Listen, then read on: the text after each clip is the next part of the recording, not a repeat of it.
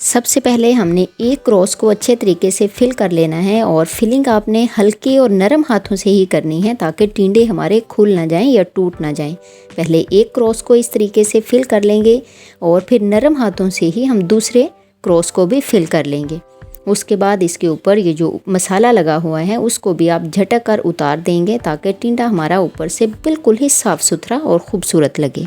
अब बारी आती है इन टिंडों को फ्राई करने की। तो इनको फ्राई करने का भी एक स्पेशल तरीका होता है। सबसे पहले आपने क्या करना है, एक बड़ी साइज़ का बर्तन ले लेना है। आपने तकरीबन 1 कप ऑयल डालकर इसको पहले अच्छे तरीके से गर्म कर लेना है।